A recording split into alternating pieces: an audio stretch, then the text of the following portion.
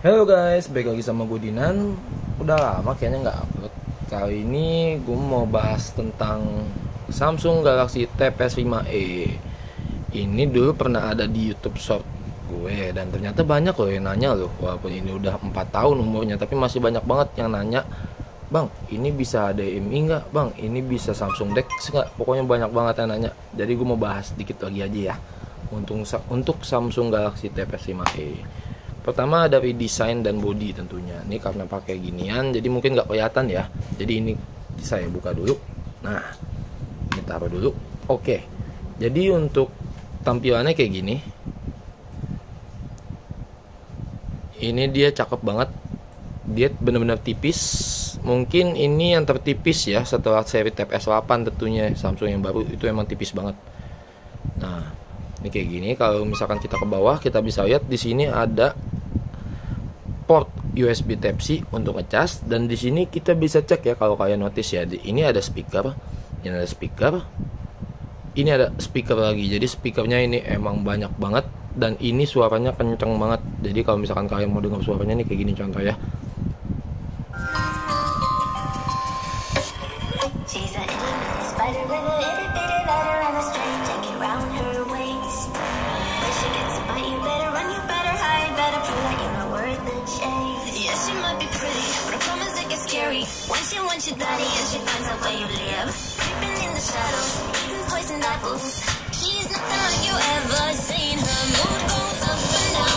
Ya, jadi seperti yang kalian dengar ya, itu mungkin bisa jadi salah satu kelebihan dari Samsung Galaxy Tab S5e ini.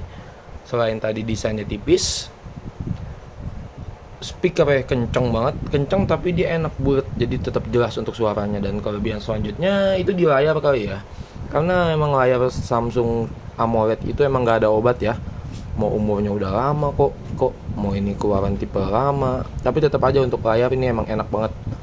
Jadi kalau misalkan kita mau nonton video, main game, tipis-tipis ya main gamenya ya, itu udah enak banget. Atau kita mau sosmed atau mau tiktokan, itu udah enak banget.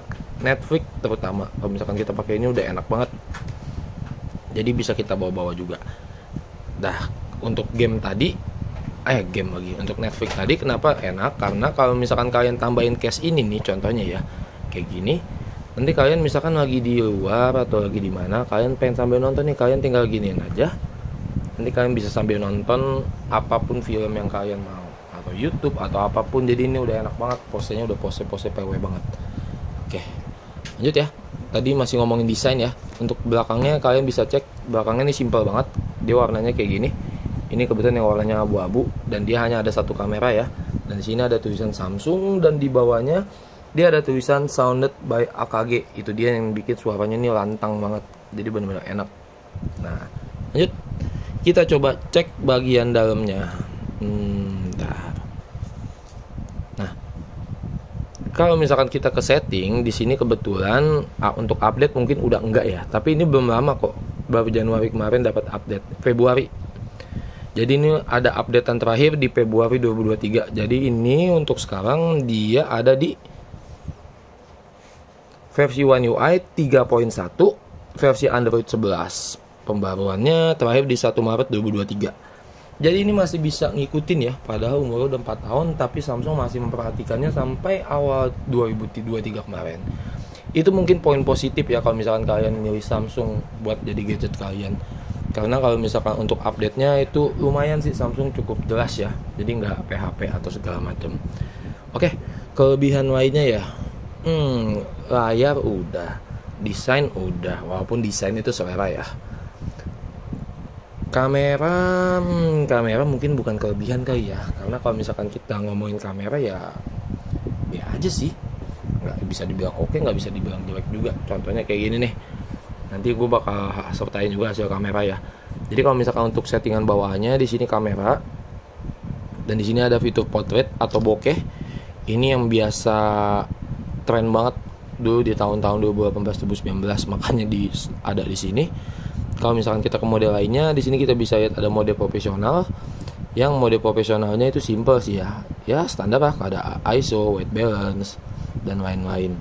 Nah, kalau misalkan kita keluar dari mode Pro, kita di sini bisa menemukan yang namanya panorama, panorama ya yang kayak gini ya, buat ultrawide tapi manual ya. Walaupun ultrawide tuh dibutuhin, cuman gue nggak tahu dah untuk fitur panorama ini masih dipakai nggak sih. Kalian yang bisa komen ya. Dan di sini ada hyperlapse juga. Jadi kalau misalkan kita mau buat video-video konten atau apa itu udah enak banget. Nah kalau misalkan untuk kameranya sendiri hasilnya dibilang jelek sih enggak ya, dibilang bagus banget juga enggak. Ya cocok lah, tablet fungsinya emang dia lebih ke multimedia dan kerja kali ya. Oke, kelebihan selanjutnya mungkin ada di Samsung Dex ya. Jadi Samsung Dex ini emang banyak yang nanya nih, ada nggak Samsung Dex-nya? Jawabannya ada. Ini kita tinggal klik aja di sini. Nanti dia otomatis tampilannya berubah kayak PC. Dan kalau misalkan kalian ada budget buat beli keyboard cover, kalian lebih enak lagi karena kalian bisa ngetik di sini dan ya jadi ini selayaknya laptop lah atau komputer. Jadi ntar tampilannya kayak gini. Jadi untuk menunya nih kayak gini. Nanti kita tinggal cek aja kayak gini. Nah di sini kita juga bisa ya lihat aplikasi untuk Samsung Dex. Untuk misalkan kalian butuh aplikasi-aplikasi apa aja, nanti kalian bisa cek ada di sini. Oh kayak gini. Oke, sekarang lanjut ya. Ini kita keluar dulu dari Samsung Dex-nya. Sekarang gue akan bicara kelebihannya ya, karena nggak adil kayaknya kalau gue ngasih tahu kelebihannya aja, tapi kekurangannya enggak. Kekurangan yang pertama, ini menurut gue pribadi ya, nggak tahu ya, mungkin beda-beda ya menurut orang. Yang pertama, dia walaupun nggak butuh-butuh amat ya kalau gue ya, tapi ini mungkin karena belum ada S Pen kali ya. Karena S Pen itu mungkin kepake buat orang yang suka kerja atau ngedesain segala macam, tapi karena gue enggak, jadi gue nggak terlalu butuh. Itu yang pertama, S Pen. Yang kedua mungkin ada di apa ya? Soalnya overall is good sih, maksudnya sesuai dengan kebutuhan gue. Jadi jujur aja gue awal beli tablet ini tuh cuman buat nonton sih, dan ternyata gue nggak expect dia punya suara yang bagus, dipakai game tipis-tipis juga enak. Oh ya ini mungkin kelemahan ya bagi orang yang suka main game, mungkin ini Snapdragon 600an itu mungkin nggak OP ya kalau buat game ya. Gue udah coba main beberapa game ya, mungkin ada frame drop sih, nggak selancar kalau kita pakai HP atau pakai Tab S6. Saya juga kan punya Tab S6 itu di Snapdragon seri 8 dan itu udah lumayan banget itu main game dibandingkan dengan Tab S5e. Jadi kalau misalkan kalian butuh buat main game, kayaknya ini kurang bisa disarankan ya. Tapi kalau misalkan kalian butuh buat multimedia, ya ini udah lumayan banget, cakep. Oke, lanjut.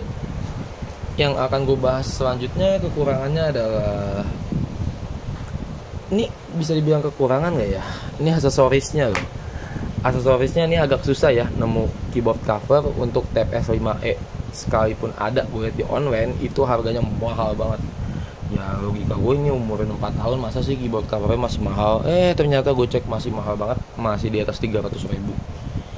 Yang anehnya ya, gue pernah nemu beberapa kali untuk keyboard cover Tab S6 itu harganya malah nggak nyampe 200.000. Makanya itu gue bingung ya, apa karena ini nggak selaku Tab S6 atau gimana ya, gue nggak tahu. Jadi intinya makanya kenapa gue nggak pakai keyboard cover, selain karena gue belum terlalu butuh dan nggak kepake juga, karena emang harganya mahal. Padahal kalau ada mah ya lumayan lah buat nyoba-nyoba ya, iseng-iseng. Oke. Apa lagi ya? Kayaknya udah sih, itu aja yang bisa gue bahas tentang Samsung Galaxy Tab S5e. Kalau kalian ada pertanyaan lebih lanjut, kalian bisa tanya di kolom komentar. Apapun akan gue jawab ya, asalkan ya gue paham. Oke, see you, thanks, bye.